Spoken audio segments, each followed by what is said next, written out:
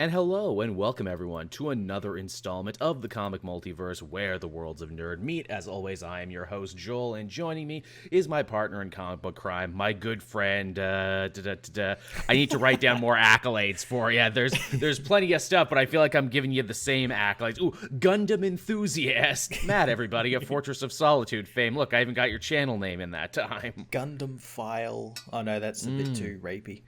A little too much Gundam file. There's a registry for the Gundam files. We have to alert the neighborhood when we come in. God, could you imagine that? For if you had like a weird geek thing you had to tell the neighbors, like, hello everyone, I'm a fan of Doctor Who. Look at my funny scarf. Yeah, thanks. Just, don't go near the children. Hello, I'm big into Power Rangers. I just watched the newest season. Did you know they work for a BuzzFeed company this time? Okay, sir, please get off my lawn. Please. How you been, Matt? Not too bad. A little bit tired. I had a big weekend where I had a bunch of stuff happen on the same couple of days, like family outings and gatherings and stuff like that. So I'm pretty tired. You can do that in Australia, not here. Yes. I got all bundled up in Canada to walk and do some errands. I felt good because, as my walking exercise, I get it in. I can do it in the winter and everything as I work out the whole keto thing. This shirt used to be a lot tighter. It's less tight now, so I guess it's doing okay. That's a weird thing about working online and recording yourself as much as we do. I can actually go back and be like, hey, am I less fat than I was a couple weeks ago? I think so. Well, there's that age-old saying where it's like the camera adds 10 pounds. Absolutely. So you might not recognize right away. It's also funny, too. I can go way back in the videos and be like, wow, I was really a fat motherfucker back then. It's a good thing I changed that. And it's true of some of your favorite YouTubers, too. You look back and be like, man, they lost a lot of weight, or man, they really let themselves go at a point. Well, you can tell more or less now over the course of this pandemic. Mm-hmm. I'm sure you all have at least one YouTuber out there, streamer or something, where it's like, yep, they refuse to cut their hair. They got a big hobo beard going on. And it's just like, wow, this has been a whole year. I guess I should do something about this. Yeah. Dark Ballista there in the chat saying first time catching us live in a long time. Well, glad you could make it. Cheers to you. Thank you. Yeah, my week wasn't nearly as busy as yours. I, again, been trying to work my way through TV and everything there. I took up your advice and I actually started watching Your Honor, that Bryan Cranston show. Yeah, what do you think of it? 2 episodes deep, and it's pretty good. What I dig about it is it captures that really interesting thing that not every show can do right, and few shows actually attempt the whole people and characters getting things wrong, not because they're stupid, but because the good writing has them jump to crazy conclusions. Yeah. Which I really appreciate, and I'm sure you had the same moment I did watching this, where it's like, okay, but if it was me in this situation, what would I have done? yeah, exactly. How would I have gotten out of this trouble that I got myself into? Yeah, it's a very good show. It gets so much better towards the end as well, and I like that it's set in New Orleans, and yes. I like they don't fall into the trope as well. It's set in New Orleans. We need to do Day of the Dead, voodoo stuff. They don't do any of that. They do have that one actor from Treme who is in every New Orleans thing and The Wire and everything else. Yeah. Because, that's just a legal thing. You gotta get that guy in there at some point. Yes, hello to the chat. Hello to everyone who's coming in late and everything there. What else did I do this week? I tried to do the, what is it? I thought, I haven't played an MMO in for years, and someone told me that Final Fantasy Online there, you can actually play for free for a good amount of time. Yeah, up to level 60? Something like that. Tried to fuck around with that, but never actually got it started because apparently the Square Enix account is really fucking annoying, and if you get it on Steam, it's not the same as a free player, so I'm just like, oh god, fuck this. Yeah. Just flip the whole table. Then I did the exact same thing, I think start of last year because I wanted to try it, and exact same thing. I only got my Square Enix account to play Avengers, the game there, and oh boy, was that well done. I don't regret that decision at all. Yeah, you might have to walk me through it at some point, because I'd like to give that a try. Especially because I got a couple days to burn before the next game I want to play, which is Persona 5 Strikers. again, this week is just filled with me being stupid and my brain going to mush because I download the game and be like, oh, cool, I'll let it load over till midnight and I can play it because it comes out on the 20th, right? It only comes out on the 20th if you, like, pre-ordered the extra special edition. Everyone else has to wait till the 23rd. Yes. Ooh, that sucks. So I downloaded on the 20th, stayed awake until midnight. I'm like, oh, cool, can't wait to play it. Come back later, dummy. That sucks. I Very hate when much games so. do that early access thing if you buy the bullshit expensive top class edition. I hate that. You get to play a couple days. Yeah, I never play that game of the whole exclusivity bullshit. I never like to do that. Though one fun thing I did get to do is that I'm sure you do because you have a Switch as well. When you buy a game, you get like those gold coins. I've never bothered to actually turn those in. Yeah. I did for this, so I got $20 off on the game at least. I did that for... What game was it that I did that for? Can't remember what it was, but yeah, I ended up getting like $10 or $15 off the game, and I was pleasantly surprised. Feels good, yeah. Yeah. Turn in your $10, your bison dollars there. Get some money back. But yeah, so a lot of my week involved starting projects that I never actually finished, if you couldn't tell. That was my week, everyone. Just a whole big going nowhere. But I ate some chicken tonight, and that was good. Some grocery store chicken. So I didn't have to cook anything, so that felt good. Nice. Anything else to report, or was that just the weeks as they were? Yeah, no, I just had like a busy week, end of the week last week, and yeah, it's only just sort of finished today, so yeah. I got a lot of catching up to do on comics. Yeah, I know, right? It doesn't frickin' stop. I looked at my pile and I thought I was making good progressions in there, and then I looked back at them like, oh fuck, I got 3 Captain Americas I haven't reviewed yet. I've read 2 of them, and a new one came out this week, but it's been so long I don't even remember what happened in the other 2. So I'm like, oh fuck me, do I gotta go back and read them? See, this is the dangerous point reviews where I'm like, look, if I gotta go back and reread some stuff for videos, either I'm gonna wait till the arc is done and make a video out of all of it, or I'm going to stop. So this is the dangerous make or break time for that series. Yeah. Which I do enjoy. But yeah, we got news, everyone. We got some comic reviews, so lots of good stuff to look forward to. And hey, before we do any of that, time to pay the bills, Matt. Time to pay the bills. Time to pay the bills, everyone. And our wonderful sponsor this week is, again, Wild Bill Craft Soda. I have, their wonderful copper drink can in front of me right now. If you love craft soda, if you love drinks that taste good and also remind you of a simpler, better time when we could go out to conventions and music festivals and outdoor events in general, oh boy, you got to get yourself a Wild Bill soda is what you got to get. They were kind enough to partner with us. They're great partners. They take care of us. And for everything you buy off them, we actually get a little cut of the action on that one. So you get something nice, we get something nice, and it's just real good in general. And if you use our promo code, which will be down in the description or flashing up on screen at some point, you'll be able to actually get yourself a wonderful little discount thanks to your friends at the Comic Multiverse. Our gift to you. And have a drink on us, everyone, and let us hope that at some point we can have a drink in the real world, not this, weird time-losing Matrix world of the pandemic and of the quarantine when I still can't believe it's Sunday again when it's Sunday. Yeah, hopefully one day soon. Hopefully as well, because we're getting the vaccines out there at the moment. Absolutely. So. Here's the hope. And again, too, thank you everyone who has been buying the Wild Bill soda. One of the cool things about this is that this is one of the only sponsors who's actually given me the ability to track what people are buying. So I know you are buying stuff, and thank you. It is always appreciated. So with that, I guess we can hop into the news from this week, Matt. And there was a surprising amount of it. There was.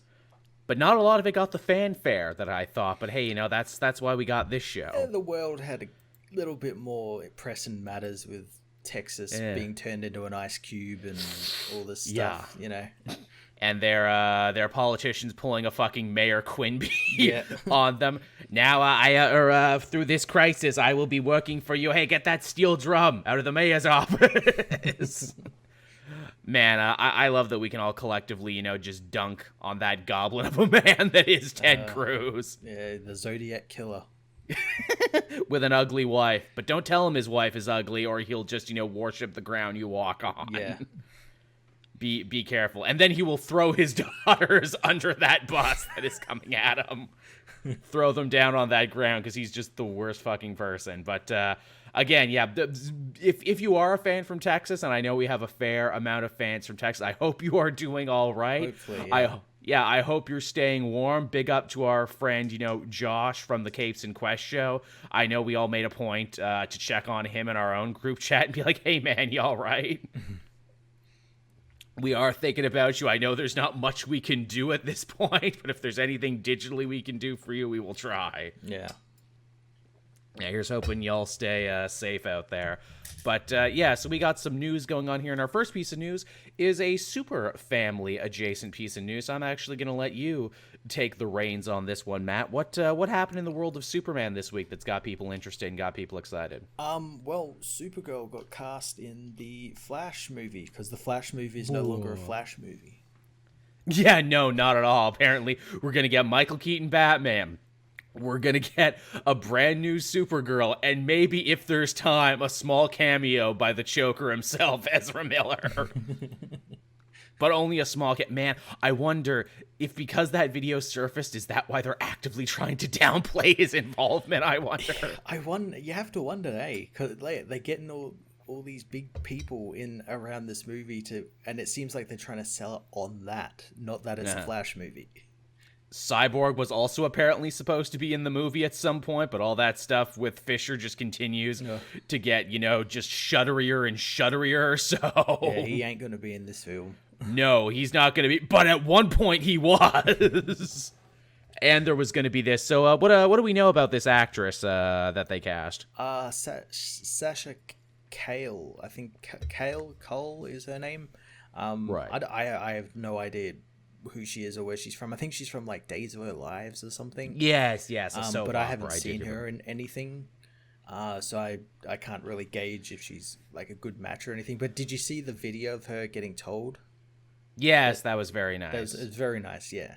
She was very excited, and of course the internet responded to this young woman's joy, as it so often does, with Latina woman can't be Supergirl. Yes, because no Hispanic person can ever be blonde. Let me introduce you to a little woman named Cameron Diaz, everybody.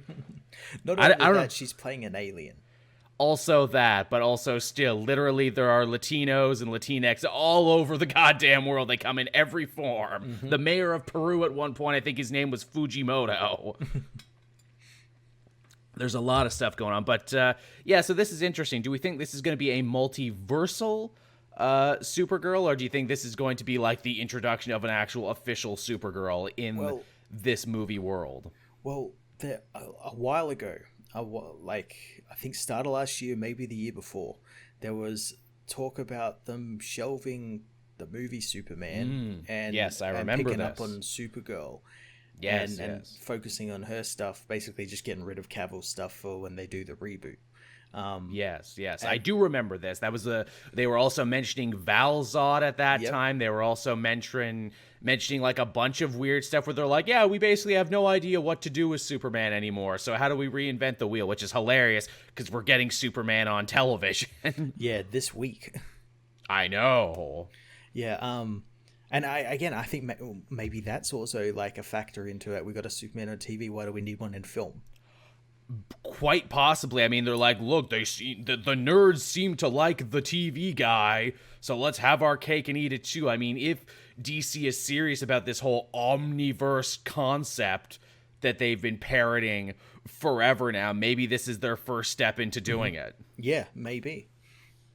Quite possibly. I mean, yeah, I don't hate the idea either. I know you pitched an interesting idea, too, where it's like, okay, Supergirl is Hispanic now. Which wonderful Hispanic actors would we cast to be Superman if he eventually showed up? I said Gabriel Luna because he never got to be Ghost Rider for his own television show. I think that would be a hell of a steal to be like, yeah, well, now he's our young, hip Superman. Yep, cast Oscar Isaac.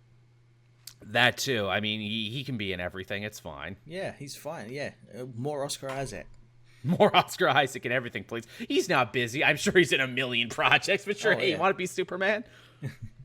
I mean, that's one of those calls when they ask you, hey, do you want to be James Bond? Hey, do you want to be Superman? Where it's like, well, I can't say no to that. No, yeah. Because that's just an exclusive club. Also, too, I mean, the bar is not exactly super high for, you know, the cinematic versions of Supergirl, so I'm sure this lady will knock it out of the park. Yeah, we only had one other film beforehand.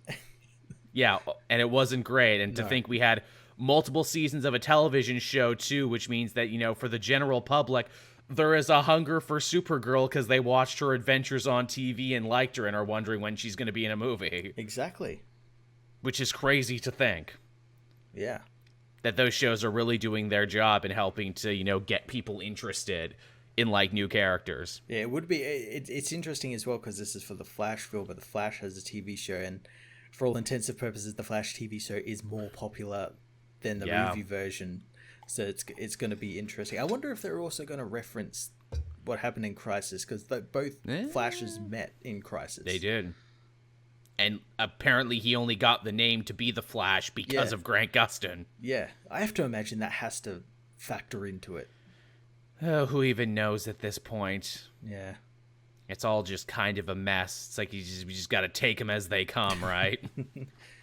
Well, the first Flash film is them resetting everything. Well, apparently resetting everything. Amazing. That doesn't sound tedious at all. Again, No. this to me represents the worst parts of comic book movies, taking storytelling and, like, you know, literary devices from the comic books, and that it's like, no, you just can't keep hitting the cosmic reset button every time and say, but the comics do it. Yeah, and it annoys us when they do that. Stop using reboots and recasting and multiverse. Well, not only that, using it so early. Yeah, early and to get out of easy problems. Like the Marvel Cinematic Universe waited, 20 odd films before introducing the multiverse factors and everything, time travel. Whereas Flash, first film, what number is it on? Is that up to in DC films? 6, 7, 8? I don't know. Depends how you count. Yeah, I guess. And again, with the added bonus of what are these all building towards? You know, at least with the Marvel movies, they're all building to the next Avengers or the next big crossover. What are these DC ones building towards? Because it seems like you're building to nothing, but it seems like you want to be building to something. But they don't know what they want to be building to until it comes up, and then they're like, Darkseid. Oh, yeah, like can't do him. Oh, what do we do next? Doomsday. Oh, can't do him. Oops. Like, doesn't that seem like a problem in, like, a whole you're building your universe on shifting sands and everything? Mm-hmm. Like, one of the reasons that the Marvel movies are so popular is that they've basically created this self-sustained motion machine, right? Yeah. And it's like, no, you don't have to see them all, but know that we're building to something and that there will ultimately be some sort of payoff. Yeah, exactly. And I don't even know if I trust the DC movies to be more standalone. Again, take Joker, for instance, where it's like, when I went into that movie, I'm like, well, at least it'll be, you know, self-contained and everything. Oh, it has a sequel hook at the end. What? That's weird. Why did they do that? Yeah, I don't know. Because everything has to be a series and then also you've got, like, the TV versions are a bit more popular than the movie versions, because the TV versions are getting it right. They're building up towards events like Crisis of Infinite Earths and whatnot. That's true. Yeah, exactly. The CW shows, and I'm sure they never started with that in mind. Their only goal was to make good TV and finish out their seasons. But you're right. By the end, they figured out that too. Where it's like, let's tell good stories with good characters, and then, you know, we'll funnel that in to a big event. Where again, the big events were even so much about payoff as just about blow off, where it's like, won't this be freaking cool if we do this? They would get good payoff in there sometimes, but mostly it was just about having a fun blow off. Exactly, yeah. Yeah, the philosophy was different. Yeah. I don't understand. And it's the same company, more or less. So I don't understand how it's not working for the movie side. The lack of philosophy is really the problem, and that is you don't seem to have one. No. You should maybe figure out what you want to be before you make the next movie. And I mean, that could really be, you know, like a complaint of a lot of, you know, the modern era of DC movies. And that is, what do you want to be? Mm-hmm. I don't think you know what you want to be. No. But you know what I know, Matt? What's that? DC announced 11 new books for 2021. Though, interestingly, they got very little fanfare, but because it was on that stream that I didn't even know what was happening until it was over. Yeah, no, I didn't even know it was happening either. What happened to Fandom? Shouldn't this have been a Fandom? Are we already done with Fandom? Yes. Remember when Fandom was big, everyone, and they made a big deal of it? And like, oh, it'll be a hub for movies and comics and everything. We'll just announce the new Supergirl here. We'll announce 11 comics over here, because why not? Yeah. Yeah. So that's what it seems to be. But I will say, some of the new titles they announced look pretty damn interesting. Yeah, they're actually not all Batman books. There's some Batman books, but they're not all Batman books. Well, you got to pepper Batman in. Batman's a seasoning, don't you know? But you don't want to go too heavy on the Batman. Oh, tell that to, like, at the moment, they've got over 20 Batman books going, so, Batman pays the bills. Batman keeps the lights on here and pays for the riskier stuff. And so, yeah, I got the full list in front of me here of some titles. Starting off, we got Deathstroke Inc. Keep in mind, they mostly just announced titles, very little on creative teams, very little on what the books are actually about. But we can extrapolate, Matt. We're masters of extrapolation. Yeah, we'll most likely get the whole plot down. Yeah, let's try that. Let's come back to this in a couple months, everyone, and see how close we are. So we got Deathstroke Inc., which, again, sounds very much like Batman Inc. Is Deathstroke going to be bringing together a bunch of assassins from all over the DC universe to create his own company? Sounds exactly like that. Yeah, he's going to create his own company. It's going to be Deathstroke. It's going to be Assassins Incorporated across the world. Yeah. I like it. I like it a lot. There's a lot of cool assassins like Bronze Tiger and Lady Vic, who I think never get enough time. But to have a book that's solely just about assassins is pretty solid. Yeah, that's cool. Hell, James Tynion invented some new assassins early on in his run. Yeah, could have Ghostmaker and all those people come up. A lot of places you could go. That I also like the idea of, Deathstroke, who's always kind of been an old guy in the comics, for him to be like, I'm getting too old. Yeah, and I need replacements. Gotta start outsourcing this shit to other people. I gotta train the next generation of assassins. I need to be, a locker room leader to all these little killers out there. Somewhere out there's little Billy with a switchblade, and, he's just a little psychopath now, but with the right, training and helping out, he'll be the next great killer for hire. Oh, God, I hope he makes, recruitment videos. Are you an asshole? Do you care very little about life? Do you love money and eye patches? Well, boy, do I have a job for you. He goes to malls and starts recruiting people. Yeah, he's handing out the pamphlets. And it's like on one side is him, the American military, on the other, and the American military is like, you're making us look bad, slave. What can you offer me that they can't? Fun costumes. Sweet. That's what I got. So yeah, that's Deathstroke Inc. Not too bad. Harley Quinn animated series sequel. So we are actually, the show is so popular now, we're actually getting a comic book continuation before season 3 even starts. I'm surprised that it took so long. Likewise, you figure they would have thrown that into production right away. That also means we're going to have 2 Harley books going on. One in the main universe continuity, one in the TV show continuity. Technically, we have 3. Oh, what's the third one I'm missing? Red, white, and black. Oh, yeah. That one's kind of out of continuity. Those are smaller stories, but still. I like the sound of this. I hope they get some writers for the show, though, because that always bugs me when they do a show continuation or tie-in comic form and they don't get anyone who worked on the show to work on it. I have a feeling they'll have the show writers writing it. Probably all the stuff they couldn't do in season 1. Probably. This'll be cool, too, because we'll get to see, the Harleyverse version of other characters, I'm sure. They got a big list of, okay, we haven't been able to get to these yet, but you can do them in the book, basically. Yeah, exactly. I wonder what the book version of Ra's al Ghul is like, or something like that. What's the weird comedy version of him, that he's just a weird old man who's out of touch with everything? Of course, yeah. Yeah, makes sense. I dig it.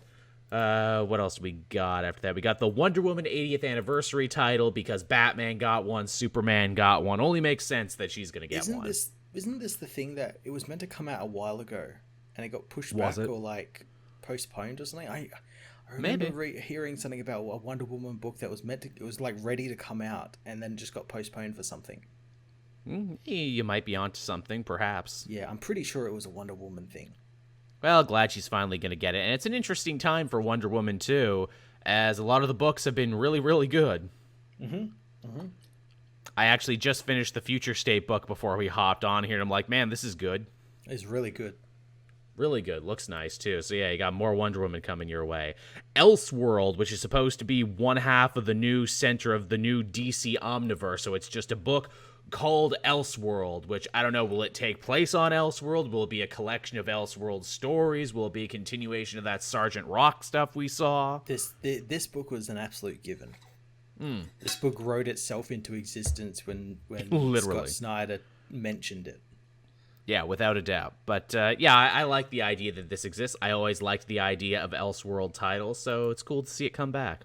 We got DC Vampires, which they promise is a working title.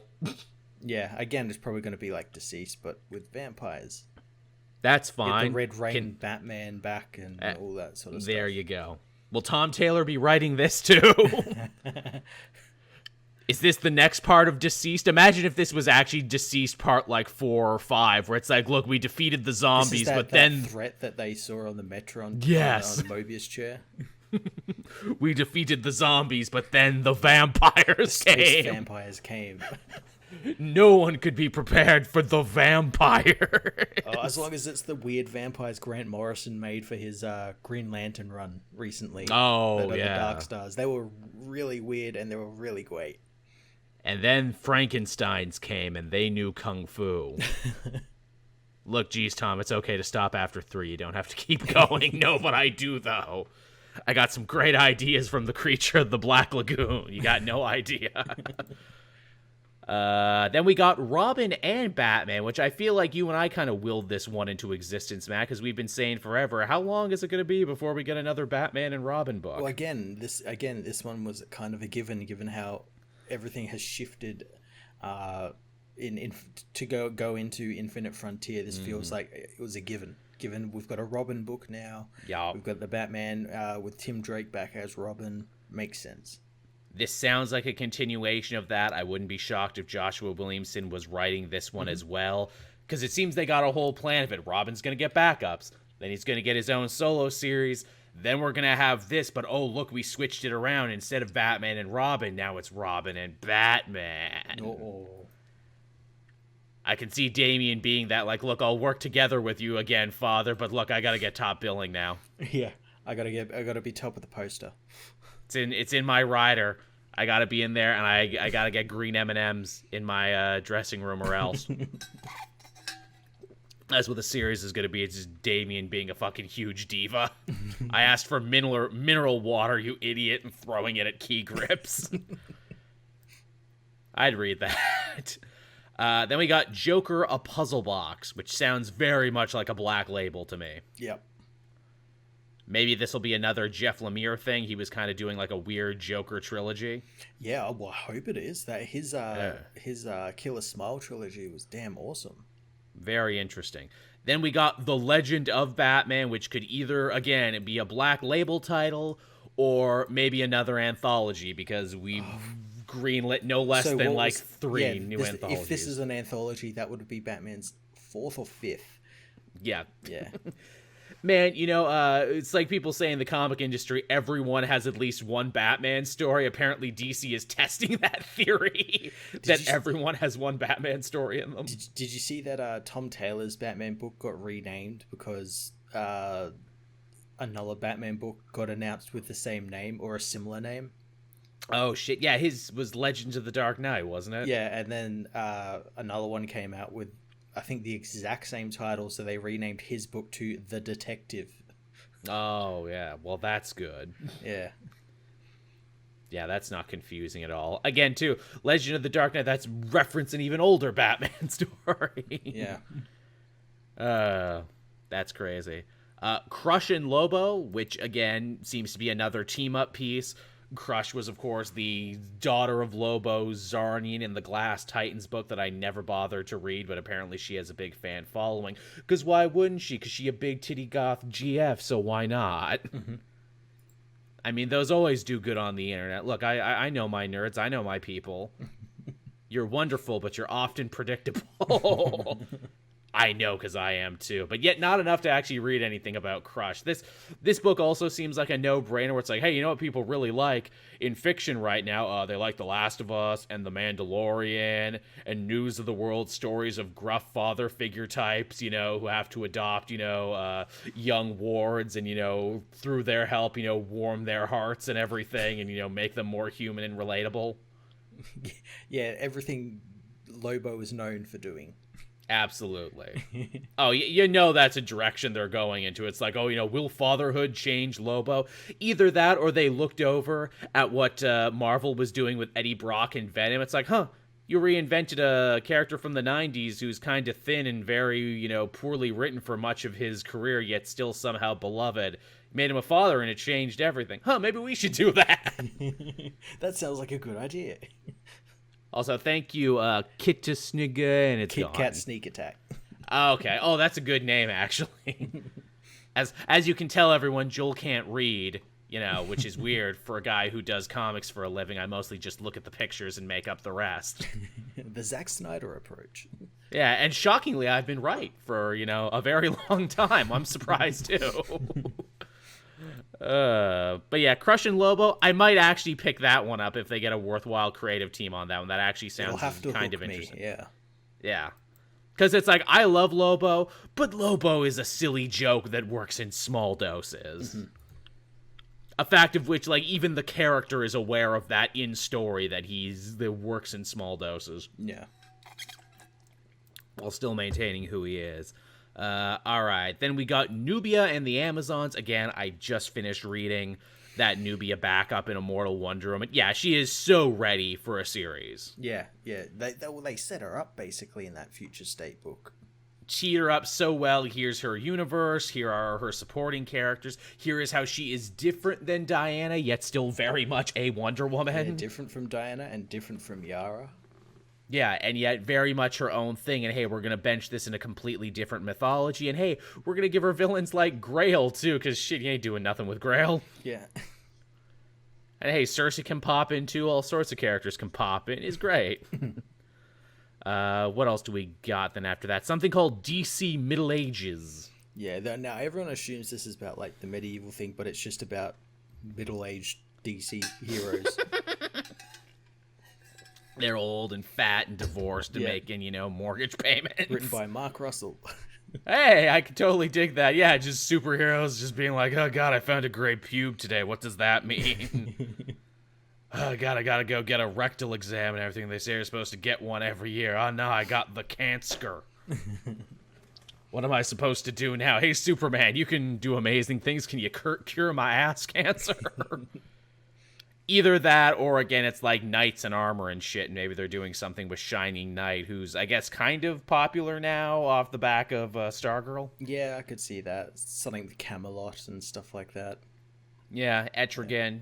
Yeah. You could do that. They've toyed with that concept every so often. As the chat says, Demon Knights is a book that has a real big cult following all this time later. Yep.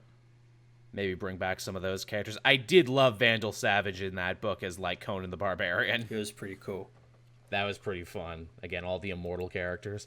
And yeah, that's the 11 new titles and most of what we know on it. But also, hey, there was more. Yeah, there was, as per the picture on the screen. Yes.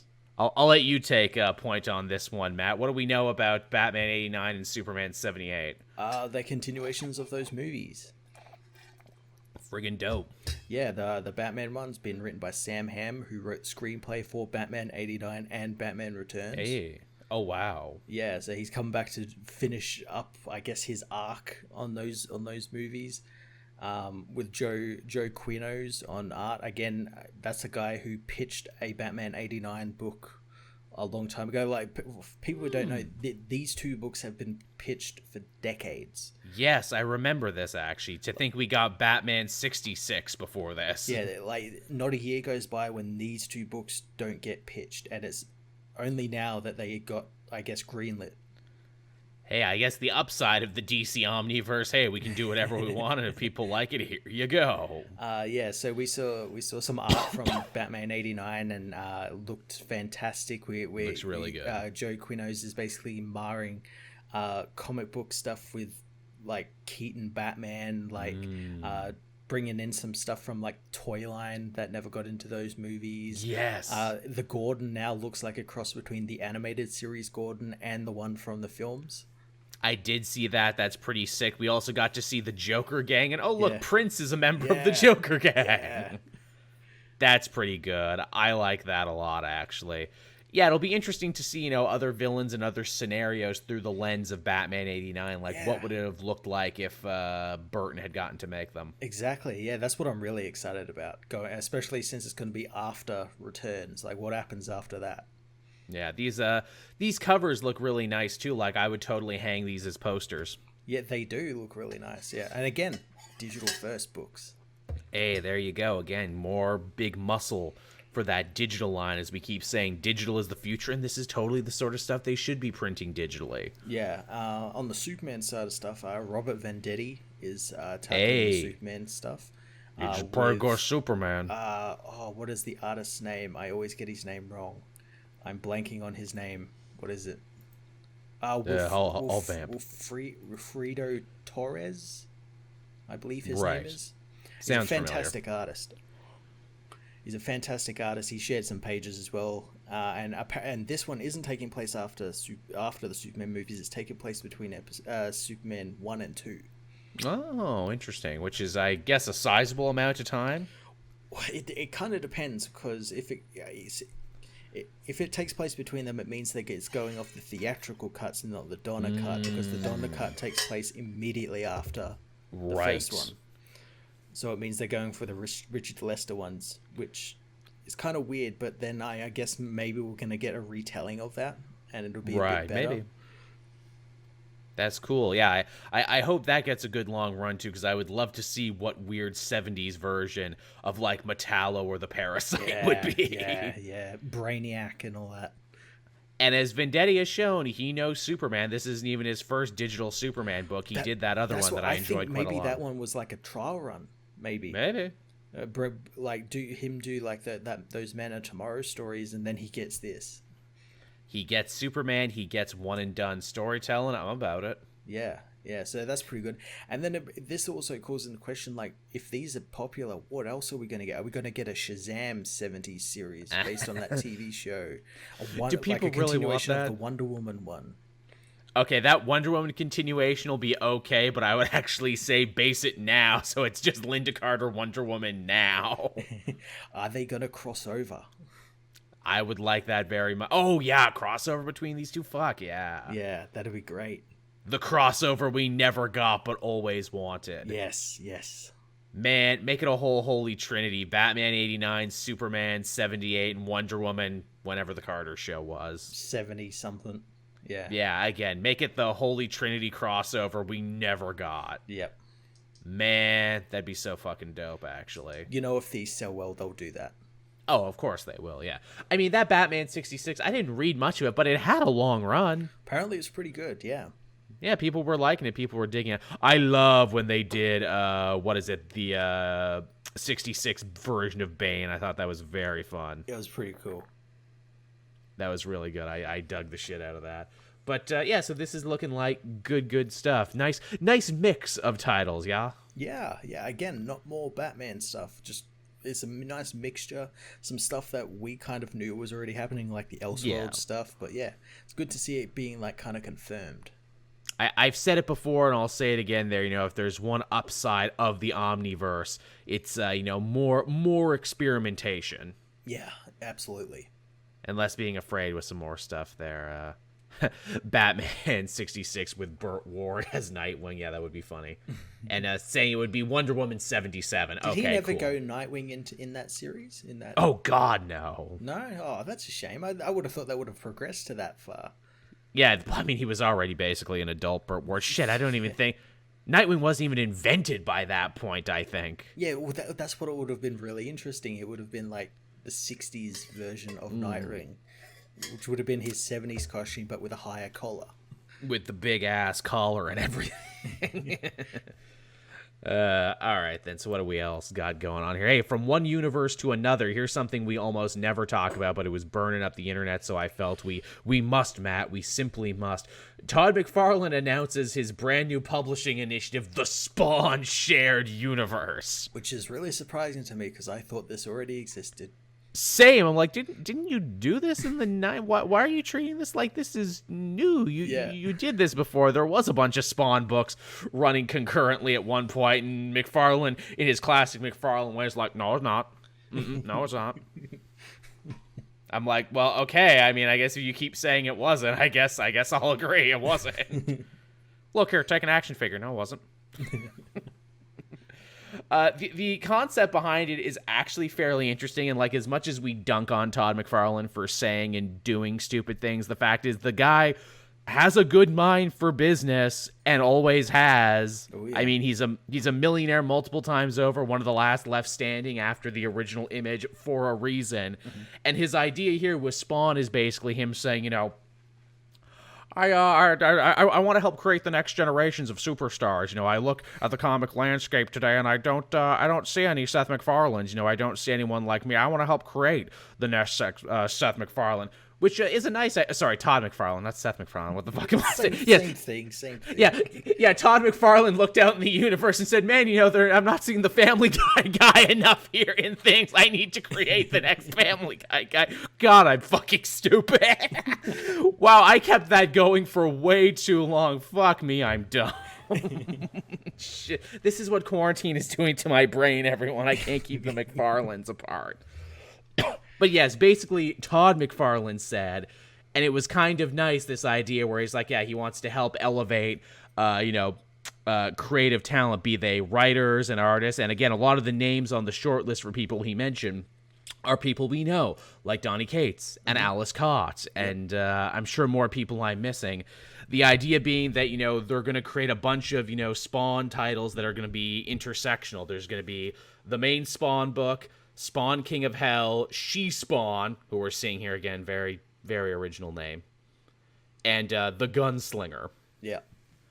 That are all going to be crossing over and sharing time there. And it's like, okay, that's kind of interesting. And it's something that only McFarlane could do because he owns Spawn and the Spawn universe, lock, stock, and barrel. And if he wants to say, yeah, I want to create a new line with a bunch of new writers and artists, he can do that. Yeah, he's controlling everything, which is kind of good as well, because it's not like a DC thing where there's multiple facets and different people running different divisions and all that sort of stuff. Yeah. But yeah, this sounds quite interesting. I've always wanted to read the Spawn comics, but the numbering is like kind of intimidating, because it's up to like issue 300 or something now. So I'm like, oh, I don't want to read 300 issues just to catch up. I mean, I read it back in the day when it reached its first original end and haven't read it since, and I don't feel like I'm missing anything, honestly. Yeah. That's the other thing about this and what we're eventually going to come back to. Well, I think it's super awesome that McFarlane is like, yeah, I want to create the next McFarlane. You know, I want to, you know, uplift this generation of young creators using my, you know, stock and high standards as McFarlane. And in the back of my mind, I'm like, high stock and standards? I think, like, yes, McFarlane, you did a lot of great stuff in the 90s. Yeah, you made a lot of money on toys and merchandising and back deals and everything, but I mean, are you the creative juggernaut you think you are, Todd? I don't think you are. Like, especially when he's this generation's Shakespeare, Joel. You just don't get it. I just, you know, you might be onto something. I just don't get it. And he's like, yeah, you know, I'm going to elevate guys like Donny Cates. I think Donny Cates did a pretty good job elevating himself. Yeah. I think he already made himself into one of the hottest commodities in comic books right now. I don't think he needed Spawn to get there. I think he just did it because he's great and would have done it anyway, but okay. Yeah. I mean, I think it speaks volumes to how much a generation of comic creators really love and respect McFarlane and are willing to jump at the chance to work in this. Yeah, exactly. Here's another thing, too, for all this talk about, yeah, you know, I want to uplift and help build new creators and everything by playing in my Spawn universe. Do you maintain all the rights to everything they create? Because that's a real sticking point for Image and something you guys all fought about back in the days, and I know you probably want to maintain the toy rights to everything they create because that's where your bread gets buttered the most, and I just hope this doesn't turn into an ugly legal battle like everything Todd McFarlane does, because he gets sued all the time by everybody. He gets sued by his friends, he gets sued by business associates, he gets sued by Neil Gaiman. Yeah, I have a feeling that these people are just going to be like creating characters, and then Todd will just like they'll write them for like an arc, and then Todd will just do whatever he wants with them. Well, because that's what he did back in the day. Hey, Morrison. Hey, Neil Gaiman, do you want to come in and write a thing for Spawn? Cool. Hey, Image rules. You get to keep the rights to everything you create. Oh, did I say that? What I actually meant is mine. Toy money mine is what I meant to say. Okay, tell you what, Neil, I'll give you the rights to Miracle Man. Okay, so I lied about having the rights to Miracle Man and strung you along for years in this legal battle. Oops. And then nothing happened with Miracle Man. What's up with that? Yeah, well, it looked like there was something going to be happening with Marvel, I think. And then they just happened. didn't. Yeah. DC put out like a big book about him. I think it was DC, might have been Marvel. And then, nothing happened. That always stuck in my craw that after that big legal battle and all that pissing back and forth between all these people, we just didn't get Miracle Man in anything. No. That bugged me. As the chat is saying there, what about that Spawn reboot movie? Yeah, what about that? Is that still happening? Is that maybe another big reason why he wanted to do this, to drum up interest for that movie that may or may not become... He keeps stringing you along with that. Like, every couple of months, he'll come out with something. It was like, oh, yeah, I met Jamie Foxx one time. He's going to play Spawn. He's cool. When I say I met... Bye, everybody. Yeah, when I say I met him one time, he was peeing at the same urinal as me, and I'm like, hey, Jamie... Yeah, I accosted him out the front of a hotel or something. Yeah, really. See, this is why Todd McFarlane is great, and why, he is like the freaking Paul Heyman of comics there. He's an excellent talker, and he's charismatic, and he can lead people on to where you're like, yeah, hey, what happened to that movie you were working on? Bye. No, I didn't. What is it? Neil Gaiman wrote that Miracle Man story in Marvel Comics number 1000. Oh, yeah. I forgot about that. Yeah, nothing ever came of it. Wow. I wonder if Marvel's just like, yeah, we could do this Miracle Man thing, or we could just keep doing what we're doing. Yeah. I feel like that's their thing, where it's like, yeah, we got this in our back pocket. We could make this into a big franchise. We know it has a long history and a lot of fans, but, we're making Avengers money, so, we don't feel like we have to. Yeah, we don't have to.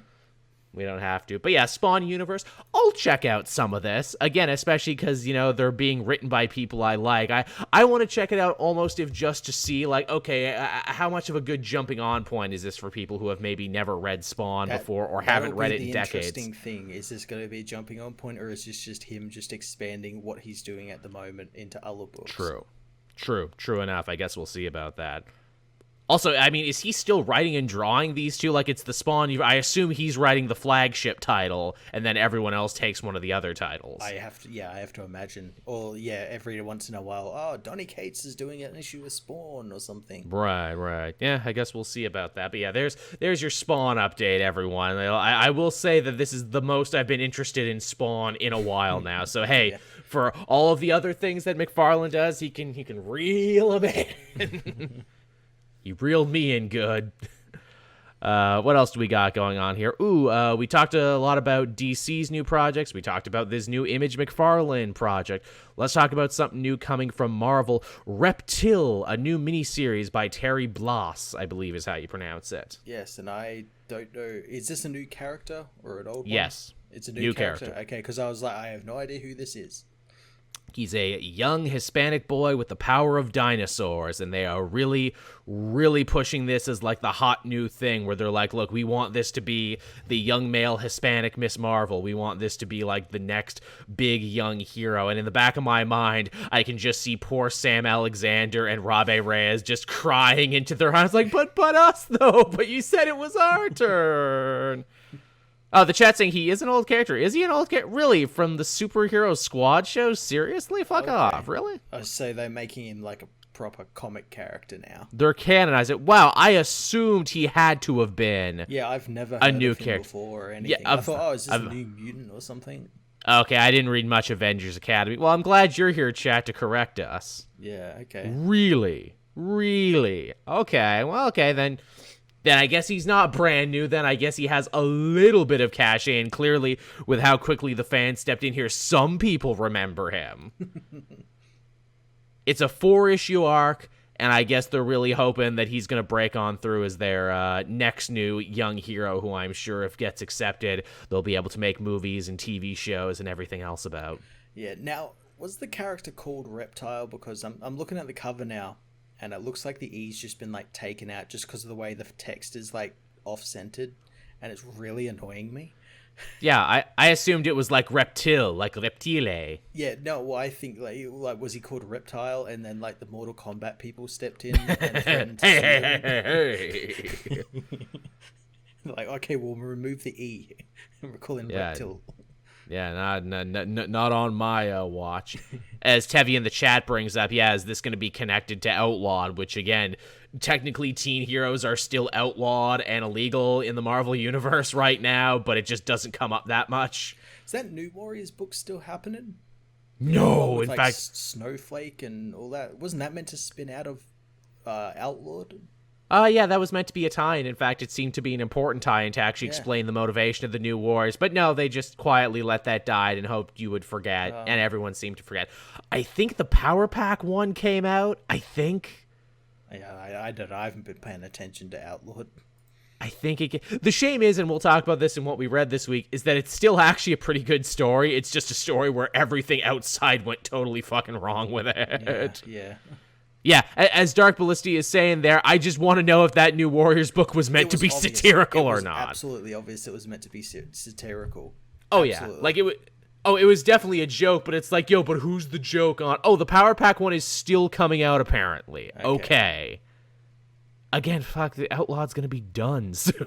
Like, I think there's only 2 more issues and then it's done. And in fact, oh man, they really did a thing, because they're actually putting a backup story, I think, in like issue 6, which is the penultimate issue, for the next run that's starting. So already they're assuming you're done with this run and this writer, where it's like, here's the next one you can get excited for. Christ, if I was Eval Ewing, I would be so disappointed that was the thing, where it's like, hey, so we're already putting a story from your replacement in here. But yeah, so there's Reptile, or Reptil, whatever you want to say. Again, until they make the cartoon, or until I see the cartoon, I won't know how to properly pronounce it. This looks interesting. This definitely looks like, hey, what do little kids like? They like dinosaurs. What if there was a superhero who was all dinosaurs and could relate to them? Yeah, it's pretty cool. It's a cool looking design. Yeah, it's not a bad looking design at all. Again, dinosaurs are cool. Young heroes are really hitting right now, as we've seen, as, we're probably the next big thing all these different Marvel shows and movies are building up to is a Young Avengers. Yep. So why not start making more? We can have this kid. We can have Kodak's Dylan, Eddie Brock's son. We can have RJ from that Winter Soldier book, if anyone fucking remembers that character. Boy, that character would have been so perfect for Champions, but no one remembers he exists. Only me and Kyle Higgins. But there you go. Alrighty then. So there's that news for you, everyone. I just thought this would be an interesting little bit to bring up here. What else we got going on? Ooh, Al Ewing going to be giving us the first Hulk ever in a brand new tie into his Immortal Hulk series, Time of Monsters. Yeah, this is quite interesting. Yeah, you'll especially have to tell me more about it, because you've been reading Immortal Hulk. I guess, especially because it looked like Immortal Hulk was going to be reaching the end that they had planned for, where they're like, okay, it is, but you're also getting a couple special fill-in issues. Okay.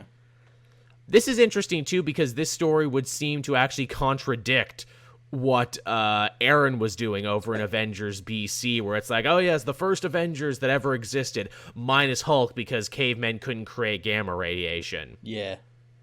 So we have Starbrand that's kind of taking the place of a Hulk and being their big bruiser. Here, Al Ewing is like, well, no, actually, the first Hulk was the first person to open the Green Door, which we know is just as much magic as it is science. Mm-hmm.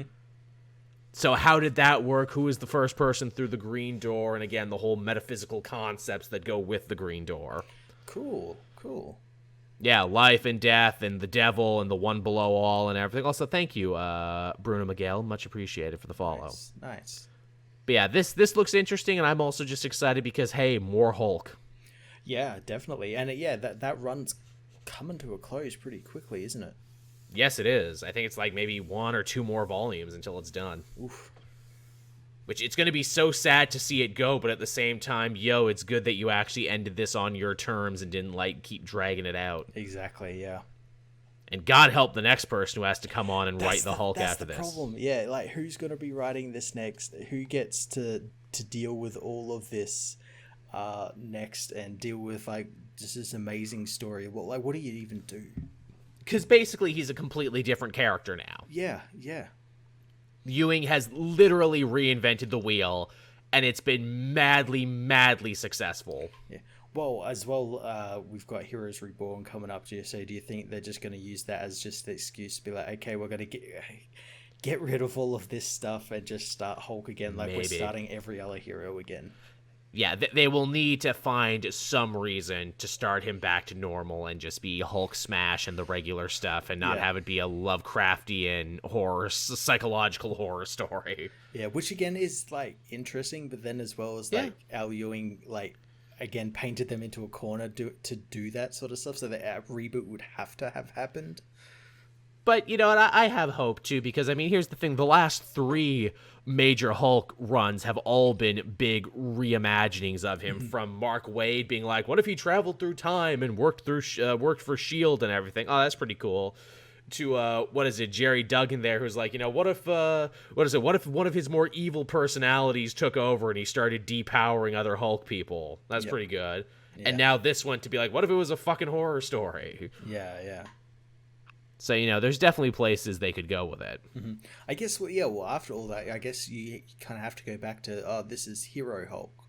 Yeah, that's really the only thing you could do, and here's hope someone has a good pitch for that. Yeah. Because if you don't, it's going to be like, well, this is boring now. Mm-hmm. Yeah, that's the problem. That's the biggest problem. Honestly, and they'll never do it, because he's in the movies and he's in everything else. You know what you could really do for the Hulk? Don't do anything for a while, like let him sleep. I think they could do that because Marvel Studios don't technically own the rights to Hulk. They don't. It's still a Universal thing. I could see them doing that. Yeah, just let him sleep for a bit. How about that? Yeah. Leave it alone. That's what I would do, but you know, that's just me. Then after that, we got some Star Wars news, Matt. Some big Star Wars comic news involving the Fett Man himself. Yes, the first big proper line-wide event Star Wars. It's so weird having Star Wars having events in comics. I know.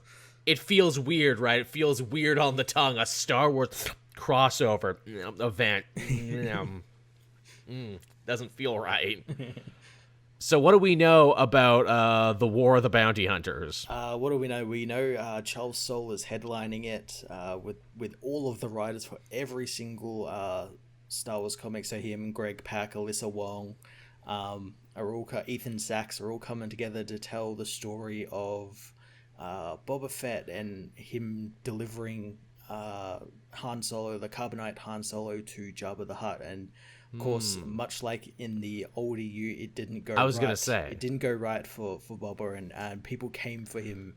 And I think Charles even hinted at when we first start the story, Boba Fett doesn't even have Han Solo anymore. Someone else has him.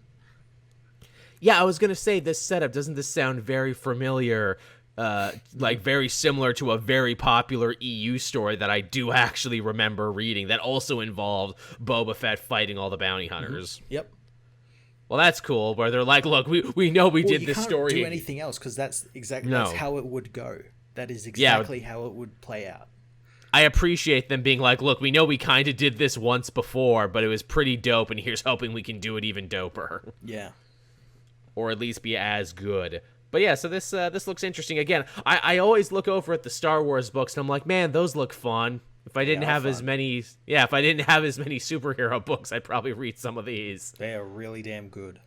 I look forward to you telling me about these and me going, that sounds cool. Yeah, and it's really they're going all out for it because like all the books that are pictured here and thing are all preludes, and then you've got I think it's a 5-issue series called War of the Bounty Hunters, right? And then epilogues, which are again all of these books as well. Nice. So it's like a pretty big. It's not just 1 or 2 issues like Screaming Citadel and all those other past events where this is a proper Vader down. Yeah, Vader down, proper tie-in, big event. Looks good. Yeah. I appreciate it. I'm here for it. Definitely. Yeah, and with that, everyone, that's all the news for this week. It is, yeah. Yeah, so we can hop into what we read this week. Again, Matt said he's been buried, and that's a shame. I think I got a little bit more read this week, but again, I feel like I can't ever keep up on any of it. Yeah, I still read quite a fair bit, but yeah, I just haven't had time to post videos. I read 6, maybe 7 altogether is what I read, which I think is what I read last week, too. Yeah, it's probably about what I read as well.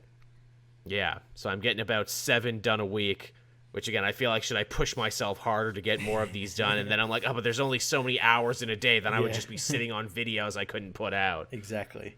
And I'm like, well, maybe I should put them on the Patreon. I'm sure they would like that. So where would we like to start this week, Matt? Let's have a look. Ooh, we had a big King in Black issue. Yeah, was that this week? Yes, it was actually. King in Black number 4. Yeah. Again, everything is freaking running together in my mind. But yeah, this is the continuation of Dylan Brock being brought into the Hive and him, needing to confront Null once and for all. Yeah, and he does say he ends up being the one that can actually hurt Null. And everything, free all the other heroes, which he ends up freeing, and all through the issue we're getting a voice in his head. We don't know who it is, but they've got a plan. It involves freeing specific heroes like Cyclops, Sue Storm, Doctor Strange, and everything. Doctor Strange, who uses his wand, which again is referenced in this week's Thor as well. Yes, it was. And it's referenced in the Black Cat tie-in as well, because that's like one of the items she steals. And yeah, he ends up becoming... Is there an actual name for that wand? I know he becomes like the Norse god of magic. Yeah, See, like I never read that. Asgardian Norse god thing, yeah.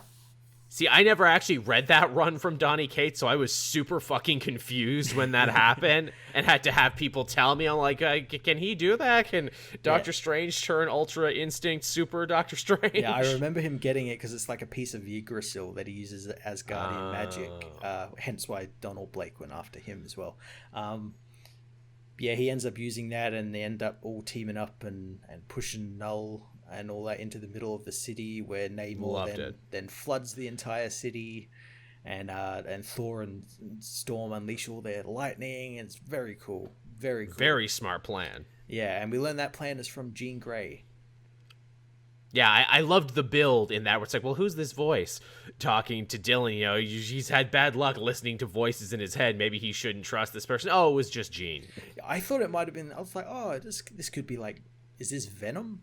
Is Venom going to end up becoming Dylan's now? And it's like, oh, the chat, the like dialogue box is white. Venom's is like black with white borders, and it's Jean Grey. Oh, that's cool. Is it his mother Annie who's referenced but not seen? But yeah, it was Jean, which I appreciate too. And oh, look, the mutants actually came back to help. They didn't just fuck back off to their island. Yeah, they didn't bugger off. They thought about it, though. They thought long and hard about fucking back off to their island and leaving everyone to die. I love that's the thing, where it's like, look, we're not totally villains yet, but like we're having real conversations about just leaving you humans to handle your human shit. But yeah, that's super cool. And then, when we eventually head into the end game of the book, we learn a little bit more about, the light, Null's polar opposite, this thing that's been fighting him basically since the dawn of time. Yeah, and it manifested itself as an army, or like it imbued its power into an army, but found out the army would stretch its power too thin. So then it chose one single person to imbue that entire power, and we learn that power is Captain Universe and the Enigma Force. Yeah. Which I love that Cates actually brought back, instead of creating something new, reinvented something we knew before. Yep. I thought that was really clever. Also, too, I'm glad it wasn't the Phoenix Force, because when Jean was doing the talk, I'm like, if this turns out to be the fucking Phoenix Force, I'm going to be so pissed off. Well, it makes sense it's not, because Phoenix Force is being used by Jason Aaron in his Avengers book at the moment. Which is exactly why I'm like, no, it can't be. It can't be the Phoenix Force. Also fun, too, because Spider-Man became Captain Universe one time, and when it comes time for the Enigma Force to pick another champion, it picks the dead and dying Eddie Brock, turning him into the new Captain Universe. Yeah. And if this ends up being his new status quo going forward, where he's not Venom, he's Captain Universe, that'd be so fucking cool.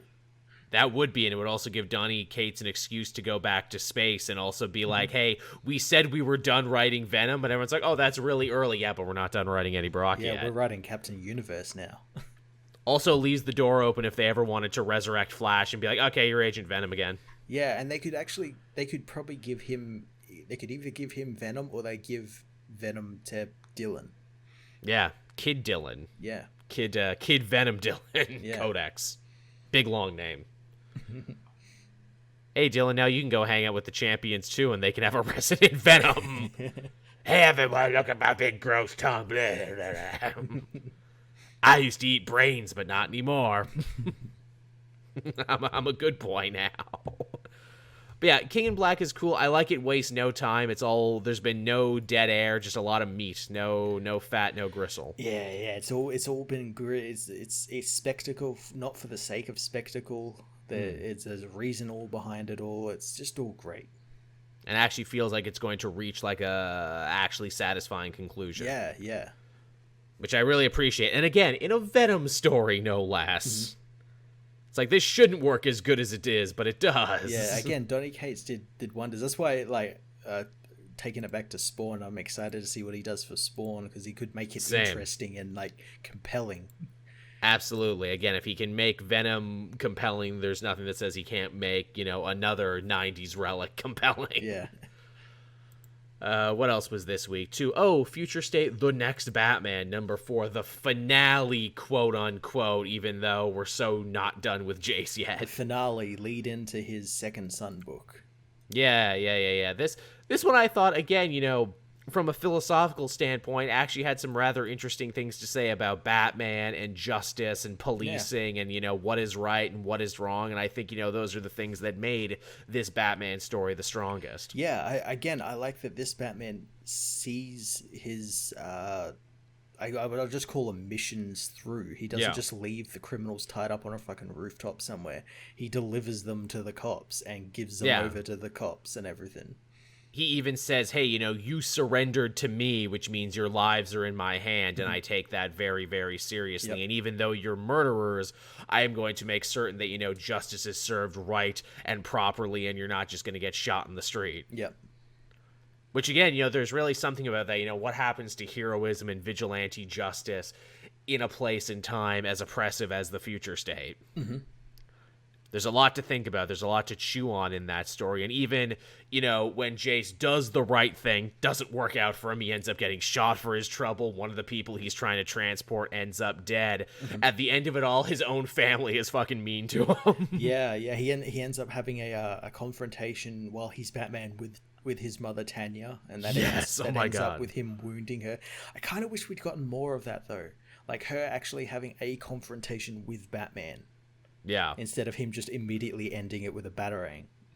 Again, I think it's a promise of more things to come, but also like, what kind of person is Jace? A guy who believes in complete justice so much he's willing to throw a shuriken at his own goddamn mother. Yeah.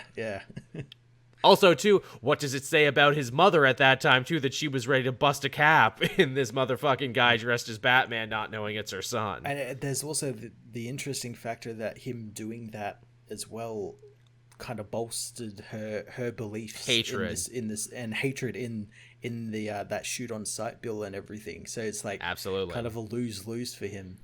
He won the battle but not the war. And even then there's a moment where he's sitting in the hospital room and he's trying to comfort her, and you feel like he wants to tell her the truth, but then she's just like, oh, I'm so glad that, I survived my run-in with that dirty fucking superhero. Don't worry, we'll kill them all, Jace. Kill them all soon. Okay, Mom, thanks. Love you. And even Luke is like a big dick to him in this one too. It's like, oh, here he is, late, sweaty. You know, what are you doing? Drinking, doing drugs? Where it's like, man, cut him some slack. Just doing the superhero thing that you don't do anymore. Yeah, no, I do like that Luke in like, you know, all his wisdom and everything is Batwing and everything. He can't see that his brother is doing something else. Like he can't see knows, the signs. He knows his brother too well. Like, oh, of course it's got to be drugs or something. It's not. He's not because he's, you know, out fighting crime as Batman. Yeah, there's really something about that Jace's cover is that his family thinks that he's too self-centered and too selfish to go and be a hero, and that ultimately is his shield in the same way everyone thinks Bruce Wayne is like a stupid drunk billionaire. Yeah. And where it's like he wants his family to treat him different, but if he did better and if his family treated him differently, they may find out his secret. Yeah. It's a very interesting dynamic and a hell of an inverse from, you know, Bruce Wayne, who like lost his parents and built a surrogate family. Jace has his family. His family's alive. They're just dysfunctional and don't like him. It's a hell of a thing, and yet he still goes out and fights crime anyway. And I'm like, yeah, you know what, Ridley, you sold me on this, why this should be a thing, because it is both, you know, very reminiscent of Batman, but totally different at the same time. Absolutely, yeah. His Second Son book sounds like it's going to be really interesting. It's picking up all the threads left over from this. We also get another taste of Jace's backstory, but are never told it in completion. We see that he may have hit someone at some point while driving his car. Yeah. We got a hint of that, I think, in issue 2 as well. We saw like a flashback of that guy as well that he apparently hit or did something to or something. Right, and that, you know, weighs heavy on his mind, some, you know, great sin from his past. Who was that person? Why did that happen? I don't know. Yeah. But yeah, so that was good. I liked that Batman book. I like Jace. I like what Ridley's doing here. Ridley is quickly becoming one of my favorite DC writers between this and between his other history of the DC universe. Yeah. His other history is so damn good. Very. Again, so man, I read that what is it, Bumblebee Guardian one, and I just kind of had to sit there for a bit. I'm like, God damn, there's a lot going on in this. Yeah, it's great. Where he's like, hey, let's tell a story about racism, but not like in-your-face racism. Let us tell a story about the subtle, more insidious racism that keeps the Teen Titans from inviting their 2 black friends to anything. Yep. And where it's like, well, what did they do to defeat it? What did they do to overcome? They didn't. They just lived with it until they got old and died, like a lot of people have. Fuck. Yeah. I got a really shitty comment from a person I had to ban there where it's like, oh, you know, why do they have to keep talking about racism? It's only going to make it worse. Oh, wow. What? Wow, What? that is what you have to say to a black creator who is, you know, pouring his creative soul out on the page right now and clearly working through some things. I wish they'd stop talking about it. That just makes things worse. Well, that isn't just the whitest, most privileged thing I've ever heard. The problem with racism is not that, you know, I'm being racist and that bad things are happening. It's that you keep talking about it. Well, shit, by that logic, if I ran you over with my car, look, just stop talking about that I'm running you over with my car. You're just making it worse. That's total victim blaming is what that is. But this guy didn't think that there was any problem with it. And he thought that he was actually making like a very poignant, very like, you know, educated statement. Nah, man. That's a get you slapped statement is what that is. But I get less of those shitty comments on my videos these days, so I feel happy about that. Yeah, same. Did you read any of the backups in this Batman one? Where were the backups in this one? There was the Cassandra Cain, Batgirl's Prison Break one. I flicked through it, but I didn't actually read it because, again, I was on a time crunch. That one was pretty good. Again, it was just sort of reaffirming Batgirl and Stephanie's relationship as Batgirls and all the trauma and stuff they've gone through. But the one I really liked was the Harley Quinn, Birds of Prey, Poison Ivy, Dee story, because it got super fucked up. Yeah, they team up with a robot who's like a domestic droid who joins their team. It's Dee from Batman Beyond. It's their new version of Dee.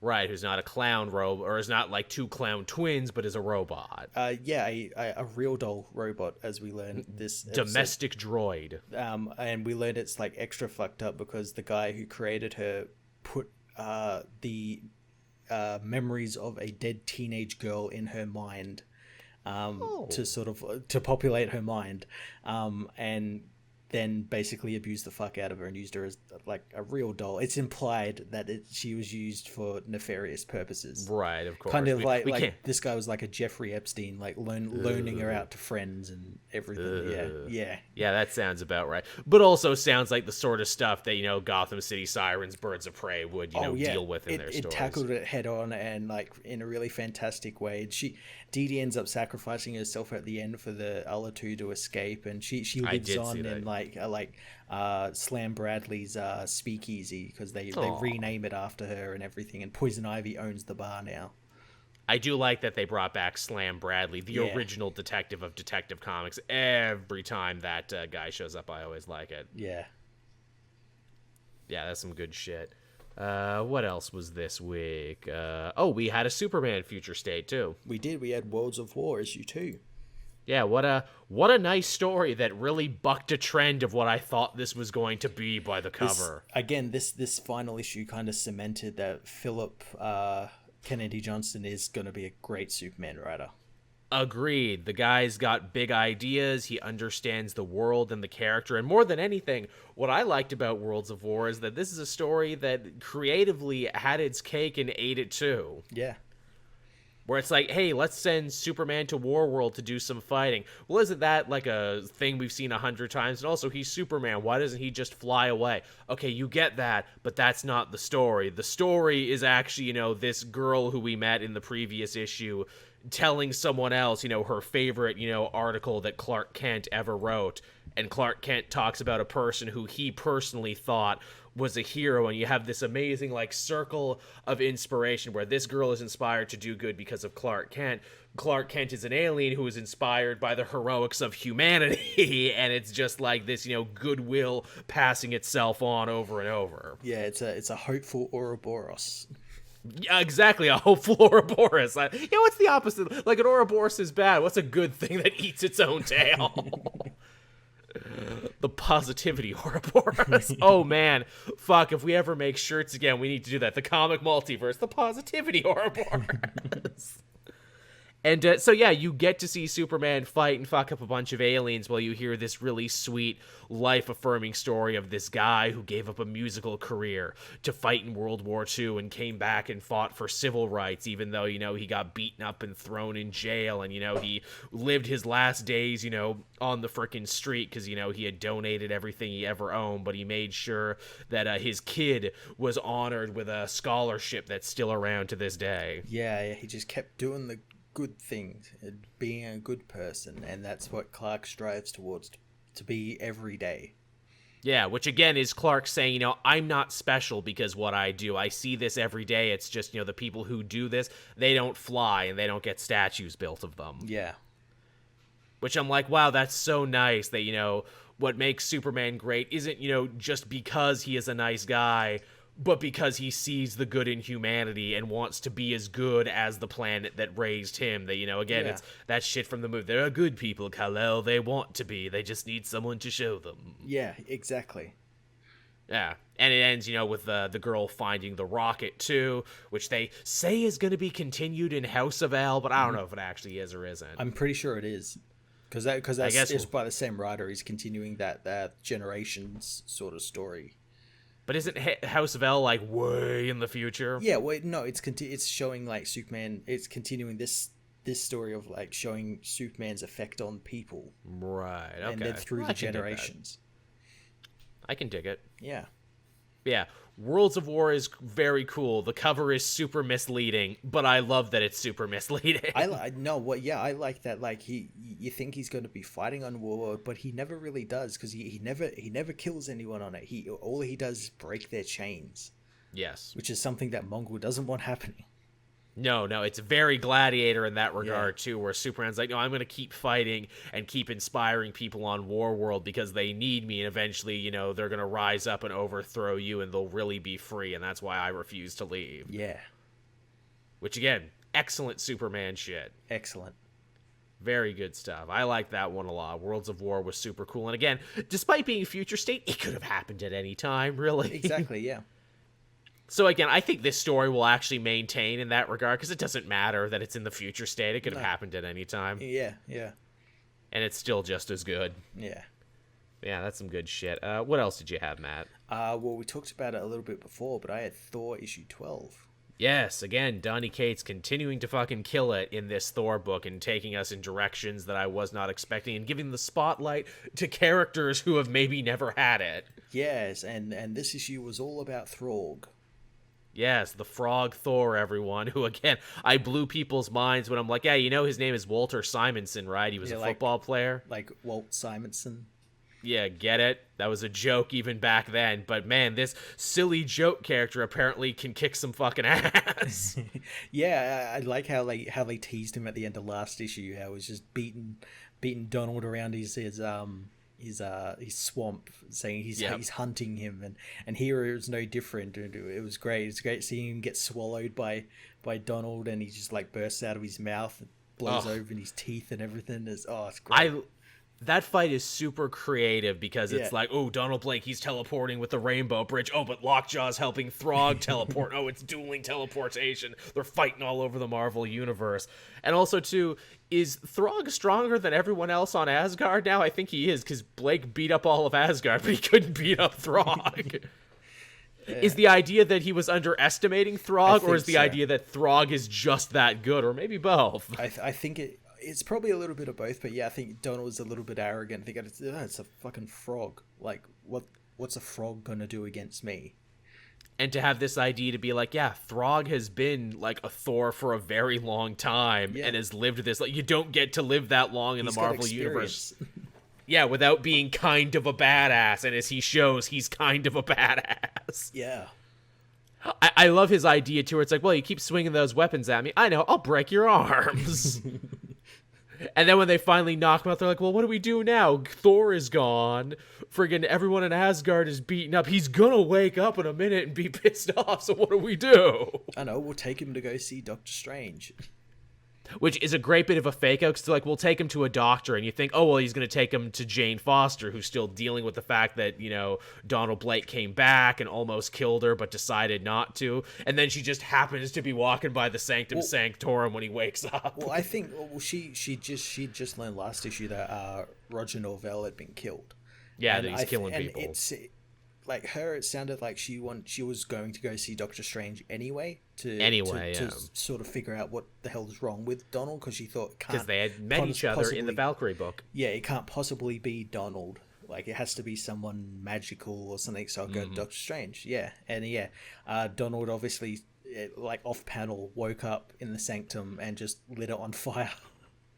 And again, nice bit of Donny Cates for referencing his own continuity. Hey, when Loki became Sorcerer Supreme, Doctor Strange became God of Magic, so he too has a little Odin magic in him. Yeah, he has the source, which is Yggdrasil, as we learn out. Right. Which is why Donald stops going after the Odin Force users and people like Valkyrie and all that to go to the source, which is Yggdrasil, which he ends up starting to cut down. With his axe there, Yarbjorn, he cuts it down like a fucking coked up lumberjack. Yeah, and it drips down onto Thor, and he's covered in the sap of it. Yeah, all the way in his hell dimension. I'm sure that will do something. Yeah. And then, too, where it's like, man, who's going to solve this problem? Everything's really spiraling out of control, and Jane goes to a dingy alien bar, and we find Odin, who's all, like, fat, wearing a wife beater with a wallet chain. Yeah, he's drunk, he's in retirement, and, again, this makes total sense, mainly because, and we've had hints of this throughout the whole book. I went back and saw some stuff like Thor hasn't been able to commune with his father like he should be able to, like he can with like other kings and everything, and he doesn't understand why he thinks his father's ignoring him and everything. It's like, no, it's just because he's still alive. Yeah, well, my theory was, because again, at the end of the Jason Aaron War of Realms things, they seek to imply that Odin had, like, Asgardian Alzheimer's, basically, that he was forgetting shit. And I'm like, oh, he can't talk to his dad because his dad has, like, lost his mind. They sent him off to the old Vikings home. No, he's fine. He's just a drunk asshole. He's just pretending. Just trying to get rid of all his problems. Yeah, really. No, man, if that's his reason, Thor, I just pretended to be losing my mind to get your mom off my ass. I'd love it. Yeah, Freya was really, really on my goddamn case. The Phoenix Force is bringing up old shit now. I've been reading Avengers, but apparently that's like the new big twist there, where the Phoenix Force says that Thor might be her son. Yeah, again, it's probably a fake out to try and convince Thor to be her host and whatnot. But that's where that book is at. Yeah, it's you're right. It probably is a fake out, but also too, I wonder where that shit exists in Aaron's headcanon, because Aaron was like, oh yeah, the Hammer's alive. There's a sentient storm in it, and the storm is actually the polar opposite of the Phoenix Force. So I'm like, where are you going with this? Yeah. Oh yeah, he's probably got something really interesting up his sleeve for it. Where it's like, yeah, I dropped off Avengers because it wasn't really giving me what I wanted, but I do actually kind of want to see where that story goes, because it's about Thor, and Aaron still probably wrote like one of the best eras on the book. This Enter the Phoenix story has been pretty damn good. Has it? Yeah, it's just been like people like getting the Phoenix Force and like fighting each other. It's just schlock, and it's great. It doesn't pretend to be anything it's not. That's the feeling I'm getting. You and Professor Thorgy would probably agree with that, where it's like, yes, Aaron's Avengers, it is schlock, it is fan fiction, it is anime. That's the headspace you need to put yourself in to really enjoy it. Yeah. If you're looking for Bendis' New Avengers, if you're looking for Hickman, this ain't it. No, yeah. Yeah. But all right, right on. But so that was Thor, and this book is great under Donny Cates. Again, talk about someone who you didn't think would be able to fill the shoes of the guy before him, but he's doing it. He's doing it in spades, yeah. And my question, too, is like, okay, where do you go after this? So Arc 1, he kills Galactus. Arc 2, Donald Blake comes back. You make him a crazy serial killer villain. What are you doing for an encore? What are you doing for Part 3? I have no idea, eh? Like, he hasn't really as well, like I am really surprised he hasn't tied it in with, like, his Null stuff. Like, there was kind of, like, Jason Aaron did some of the stuff with like the All Black and all that sort of stuff. Yeah. But Donny has largely kept his King in Black stuff and Thor stuff separate, which is really surprising. Agreed. Thanks, preachers. I mean, I guess the end game for Cates' Thor book is like, he has to fight Thanos and the end of the universe from the Thanos win story. Yeah. Well, we just had Thanos come back in Eternals. That's true. True, we did. Yeah. Maybe something with the Infinity Stones. There's definitely places they could go with it. Mm-hmm. I mean, I guess that story betrays that too. Yeah, the Infinity Stones become stones again by the end of this. Yeah, somehow. At some point in the far-off future. Maybe that's the thing. Maybe Thor will have a story with all those new fucking Infinity Stone characters they invented. Maybe. Yeah, Infinite Destinies is our Thor story. There you go. Hammer Destinies. I don't know. We'll make it work. We'll fit it together. What's the ancient Norse word for destiny? I don't know. Neither do I. We'll figure it out. But yeah, Thor continues to be super, super cool. Yeah. What else did you have, Matt? I had Iron Man issue 6. Right. Apparently this really takes a major turn for the Cantwell era. Apparently this is like him really signing his work. Yeah, absolutely. So last issue, Tony was paralyzed from the neck down by Korvac. Uh-oh. That seems like might be a problem. Yeah, just a little bit. So he can't move or anything, so Patsy has to help him, and it's actually quite cool. She has to put him in like a laundromat cart to like wheel him out into the road to like so they can hail a cab, because they can't tell anyone, because if Korvac finds out the Avengers know, he'll kill Rhodey, because he's got Rhodey kidnapped. So they have to do everything sort of like off book and everything, and it's just a funny paddle where he's like sitting on the side of the street, and the cart drops off the curb, and because he's in serious pain, it like causes him more pain. Amazing.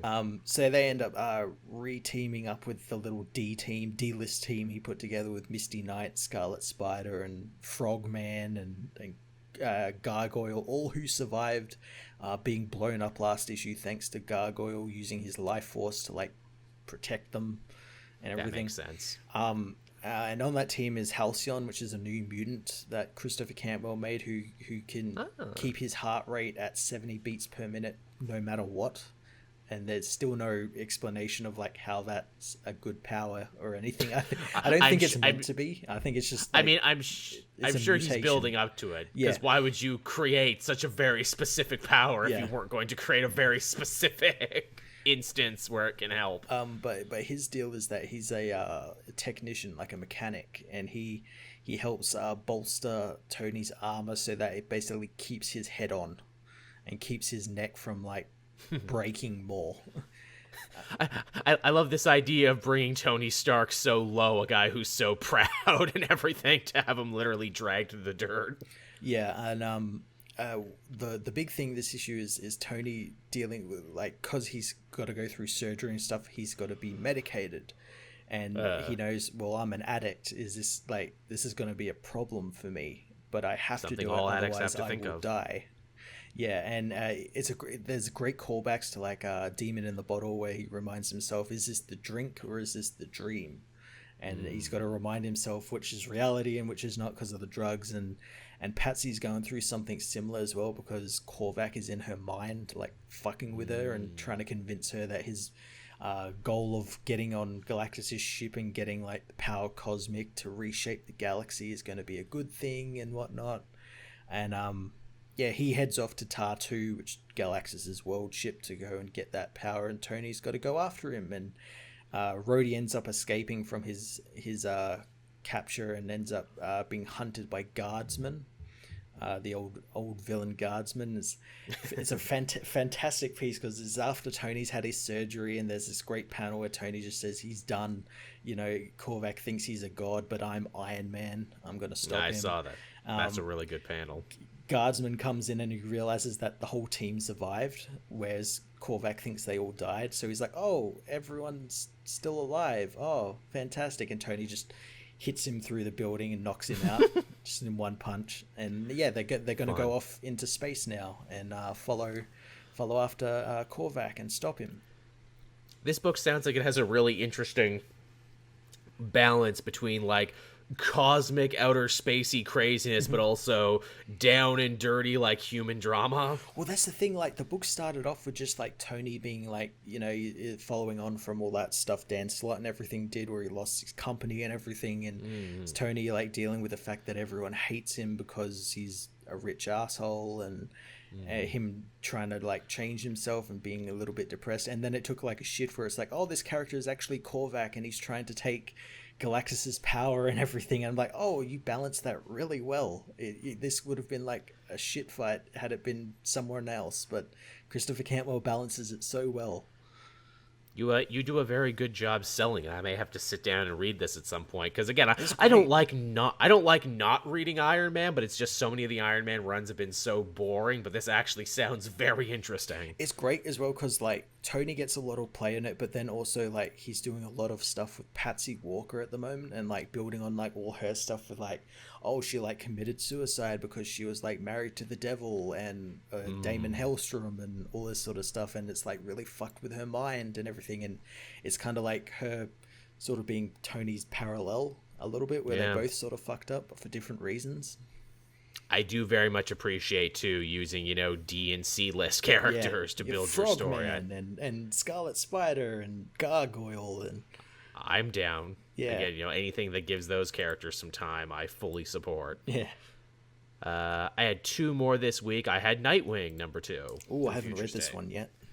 This is good. This is good because it's surprisingly upbeat, and leave it to Andrew Constant, the writer here, to actually find some joy and levity in the dark, fucked up apocalypse. The first issue was really good.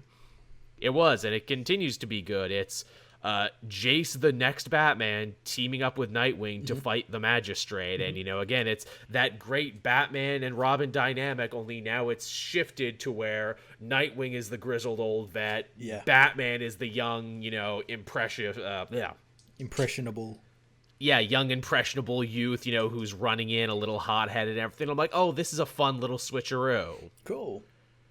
And much like, you know, how Dick always did, Jason's like, hey, you know, you got to learn to trust people again. It's not your fault what happened to Bruce. You know, Batgirl and the Resistance, they really want to help you. You should let them help you. And yeah, they learn from each other, and it's just very nice. Awesome. Yeah. We also learn in this issue how the Magistrate has been controlling the media. Oh, and how's that? They have their own Fox News affiliate called JAKL. Get it, Jack L? Because they're jackals. They're news jackals and they're jack-offs. It's very funny. That's great. And they literally come to film the arrest of Nightwing. And he's like, well, why are they filming it now? They're not live, are they? No, they're filming it now so they can edit it later and air my arrest as if it was live. And I'm like, oh, that's funny. That's really fucking funny. And they tie together the story, you know, with the magistrate and the young girl that Jace was trying to save. And it all just kind of works. Cool. And it's going from strength to strength because once this is done, that Tom Taylor Nightwing run is going to be starting very soon. Yeah. So very excited for that. So yeah, Nightwing, surprisingly upbeat and surprisingly happy ending for Future State where everything is like, you know, purposely sad and dystopian. Yeah. But this one was like, nah, don't worry, Dick got his groove back. And Jace technically joins the Resistance, I guess. Yeah, that was like the whole thing with him in that first issue. He wanted to use the Resistance to like track this girl. Yeah. So yeah, it's good stuff. I was about it. Awesome. And I won't spoil anything else for you because you should check it out because it's good shit. Yeah, I'm planning on reading it tonight. It's good shit. There's lots of fun stuff attached. What else did you have, Matt? Like I said, I had like one more. I had Future State Catwoman issue 2. Oh yeah, you've been keeping up with this Rom V book. Yeah, this actually ends up being like quite an important piece that like fills in the gaps from all the Gotham centric stuff. You don't say. Yeah, so the first issue was Catwoman doing a train robbery. Right. We learned that the magistrate take all the undesirables from like Alleytown and plan to take them to Whiteport for re-education so they become like proper citizens. Wow, because, you know, there's no historical equivalent to undesirables being loaded on trains. Yeah. So Catwoman ends up breaking into the train and planning on freeing the people, but she's not alone as there's someone else on the train with her, and that is Talia al Ghul. Who's undercover as a magistrate, like auditor, who's like checking the train and making sure it's safe and everything. That's so funny because I saw Talia in 2 books this week as a member of the Resistance, and I'm like, but how did that happen? That plays into this. I'm like, how did I miss that? Was there a book I read? This was the book I missed, apparently. Yeah, and we learned that the train, as well as carting 2 people, is carting 2 high-value targets. One of them that Catwoman frees ends up being Onomatopoeia. Oh, shit, the old Green Arrow villain? No way. Who ends up teaming up with Selina to free the people on the train. The other prisoner ends up being Bruce Wayne, who was kidnapped at the end of Dark Detective. That's right. Huh. And they even reference that here. Wow. And yeah, issue 2 sees them sort of breaking out of the train and sort of all the groups sort of coming together and meeting because Talia breaks Batman out and Selina broke Onomatopoeia out. And Selina and Bruce end up meeting for the first time in a long time because she thought Bruce Wayne died. Like everyone. Yeah, and so they end up sort of meeting and everything. It's kind of it's really great paneling as well because Bruce needs to go with the Resistance, so they can bolster the Resistance and show that Batman lives. And Selina needs to escape with the people from Alleytown into outside the city and everything. So there's this great panel where they have to separate the trains and each are on each cart and the train's like pulling apart from them. This is great paneling on that. It's great. But yeah, dope. The book ends basically with the beginning of like what we see in Dark Detective and Next Batman, which is that Batman lives sign that we see everywhere. And this is like where this came from because Bruce makes it look like Batman blew up the train and Batman was the only one who broke into the train. Oh, that's interesting. Yeah, wow. Who would have thought Catwoman was the book that brings a bunch of stuff together? Yeah, it's great. It was great. Good for them. As I know Ram V's got another Catwoman run in him coming after this, so that's cool. Well, he's got a continuation of his Catwoman run. Oh, yeah, that's right. He already started it, didn't he? Yeah. Oh, well, that's good. I might have to look into that then. Catwoman, always underappreciated, always overlooked, but when it's good, it can be really good. Yeah. Yeah. The last book I read this week was Champions, number 4, the continuation of Outlawed. The issue 3 was in December. Yep. And issue 4 is only coming out now. If there was ever a series that was more hurt by the whole COVID delays and everything, it's this one. Was it hurt by COVID? I would have thought it would have been like kind of finished up before that, like, or like a big chunk of it would have been finished around that time. Well, they did a thing where it's like, here's the prelude issue, and then tie-ins, and then we're supposed to start with the new champions that's going to continue the story. So you had that first issue, and then 2 months of nothing, and then a bunch of books got shifted around, and they're like, yeah, we're going to keep pushing this one back more and more. Okay. So yeah, it's only coming out now in fucking late February. Okay. Which is a shame, because it's good. In the last issue, Cyclops had showed up and actually protected the kids from Cradle because Cyclops was a champion. Mm-hmm. And he remembers all of that, and the kids are like, oh, great, you're going to take us to Krakoa, and we're going to, lay low there until the heat's down. And Cyclops is like, no, actually. The Quiet Council doesn't even know I'm here. I pitched that idea, and they shot me right the fuck down. No, I'm sorry, kids. I cannot take you there. That would start an international incident if we started harboring criminals. But good try, though, kids. Good try. Not only that, they are filthy humans. Well, one inhuman, one mutate. Yeah. I guess Sam is technically kind of an inhuman on the island. No way. No, still too much bad blood there. Riri is a human in a suit. Sam is a human with a helmet. So yeah, Yeah, sorry, kids. Not to drop the race card on you, but your kind are not welcome there. I mean, technically you are, but I mean, you can't stay there. You can only visit. But no, Cyclops isn't a total dick. He's like, look, I can't take you, but you can hide out on the Marauder with Kitty Pryde and everything, because they're technically extra legal mutant pirates anyway, hanging out in international waters. So there you go. Everything's legal in international waters, kids. And it's great, too, because the champions are, starstruck by Kitty Pryde, as they should be, because she was basically the proto-champion, a hip, young character who hung out with all these other heroes and grew up and, came into her own. Mm-hmm. And I like Eval Ewing for making that, comparison. I'm like, yeah, they should like her. That's super awesome. Yeah. And they help the Marauder stop an oil refinery that's coming under attack by Atlanteans. And they kind of learn a lesson there where Kamala's like, I've been so paralyzed, not knowing what to do and what's right because we've been branded criminals by our own government. But you X-Men, you just got right in there, even though the Atlanteans had a point and even though the oil drillers were part of the problem, but you knew they weren't supposed to die. How did you do that? And, Bishop and Iceman are like, it comes with experience and everything. You just figure it out as you go along and you try and do the right thing. I'm having a really big case of deja vu, because did not the X-Men recently stop some sort of oil refinery mishap in the attack? Ocean? Yeah. I think they did, actually. I swear it was the X-Men or the Marauders or something. I'm pretty sure. Oh, no, you know what it was? It was that King in Black tie-in for Marauders, but it was a slave ship that they came under. Not before that. It was way before that. Oh, what was it?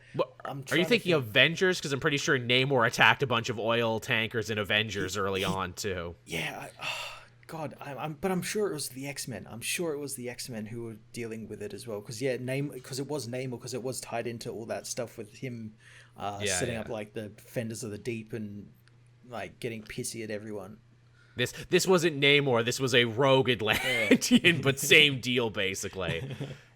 This issue is fun too because we actually get to check on in with the quote unquote villain of Outlawed. There really isn't a villain of Outlawed, which is why I think this one actually does a lot better than the first two Civil War stories. Because A, it's not about heroes fighting each other, and B, because it's not about heroes fighting each other, we don't have to make one person the bad guy. Yep. The villain is just a senator, and he's not even a mustache twirling, I hate the heroes, I want to conquer the world. No, he's just a dumb senator who thought, it would score him easy political points if he scapegoated young heroes, and it did, but now it's not going away, and now it's a big problem for him, and now he's not going to be able to pass new legislation for a pay increase for the agents of Cradle, so they're pissed at him, and Krakoa's pissed at him, and everyone's pissed at him. And I'm like, wow, I love that, the guy who started all of this is just a sniveling little shit stain. Of course it was. Yeah, who can't do anything right, and this, stupid plan is completely out of his hands. And I'm like, that's cool. That's, a very good read on, government. Why did this stupid law get passed? Because I thought it would make me popular, and it did, but now it's bad. Are you going to change it back? No, because that would be admitting defeat, and I can't do that. No. So yeah, that was Champions. Continues to be fun and interesting, even though I think a lot of people have given up on it. I hope, if nothing else, this story reads better in trade. That sounds like it would. You would have thought they would have probably have done that. Just like, we can't really release it all at once. Like, we'll just release it as a trade. Secret boss sauce. Yes, it's Ted Cruz. Literally, Ted Cruz is the villain of Outlawed. Oh my god, he is. His hair's not as stupid, though. But, yeah, man, well, here's the thing. It's going to be done at, like, issue 7. Issue 7, it's going to be done. Yeah. So, like, it's going to be done fairly soon. Mm-hmm. Assuming there's not, like, 3-4 months worth of delay on this. Yeah. I would just put all it together and be like, hey, a super double stuffed issue, everyone. Yeah. To finish off the story. Oh, well. Yeah. Oh, well. It is what it is. So, yeah, that was all I had this week. Yeah, well, that's all I had as well. All right, well, there you go, everyone. Man, in an almost 2-hour episode this week, everyone. Why is it the weeks where I swear we have nothing to talk about, we end up talking the most? We overcompensate. Clearly, yeah, we're all about overcompensating here on the comic multiverse, if you take nothing else away. Thank you, everyone, for watching and listening. We really appreciate it. We're happy that we can come to you on these Sunday nights, maybe make your lives a little brighter and a little happier as best we can. As always, if you're a patron, you'll be sure to get this before anyone else in audio and video form as soon as Matt can send those out to me. For everyone else, it's Wednesday, 8 a.m. Eastern Standard Time. You can listen to the show ad-free over on SoundCloud and iTunes whenever I remember to upload them. Also, be sure to check out our sponsor for this week, Wild Bill Soda. They help us keep the lights on in here. And, yeah, that's basically it. You got anything else to say, Matt? Anything else? Not really, no. I've got to catch up on a bunch of reviews after this. Yeah. So. Me too. I think I should also go to bed for once because I've been staying up way too late and it's just been fucking up my everything. So thank you, everyone, for coming, and we'll see you all again next time. Bye-bye. Bye.